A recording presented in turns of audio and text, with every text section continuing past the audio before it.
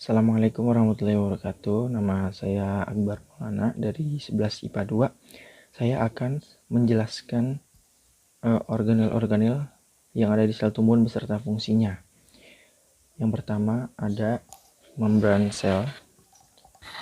Membran sel ini berfungsi sebagai mengontrol dan juga mengendalikan pertukaran zat antara sitoplasma dengan lingkungannya. Kemudian menjadi tempat reaksi seperti reaksi terhadap cahaya matahari dan reaksi oksidasi dalam respirasi. Nah, kemudian yang ketiga, sebagai reseptor atau penerima rangsang dari luar. Fungsi ini dilaksanakan oleh glikoprotein. Kemudian yang keempat, sebagai pelindung sel agar isi sel tidak keluar meninggalkan selnya.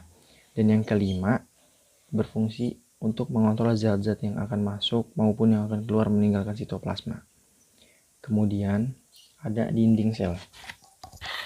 Dinding sel ini berfungsi sebagai memberi bentuk sel tumbuhan dan juga melindungi bagian dalam sel dari pengaruh lingkungan, dan berfungsi untuk menjaga sel tumbuhan agar tidak pecah akibat masuknya air secara berlebihan.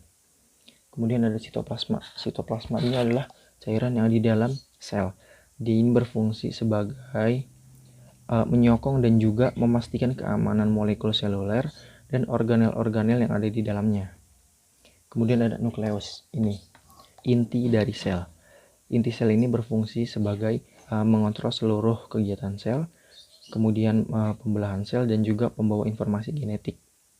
Kemudian ada retikulum endoplasma. Ada RE kasar.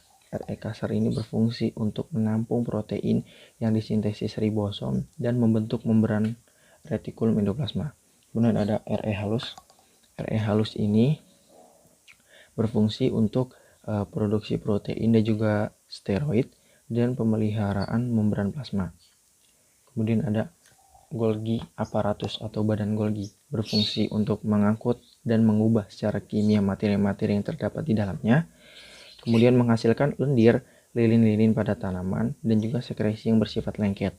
Kadang-kadang untuk transport lemak dan juga sekresi protein, glikoprotein, karbohidrat, dan lemak. Golgi apparatus ini membentuk lisosom dan enzim-enzim pencernaan yang belum aktif seperti zimogen dan juga koenzim. Kemudian ada mitokondria kecil ini. Mitokondria ini berfungsi untuk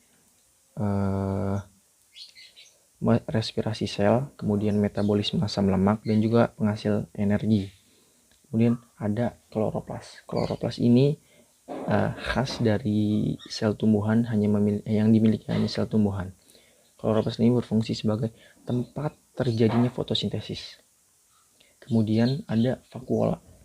Vakuola ini berfungsi untuk memasukkan air melalui tonoplas untuk membangun turgor sel.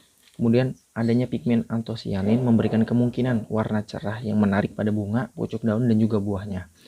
Dan juga sebagai kadangkala, vakuola tumbuhan mengandung enzim hidrolitik yang dapat bertindak sebagai lisosom waktu sel masih hidup.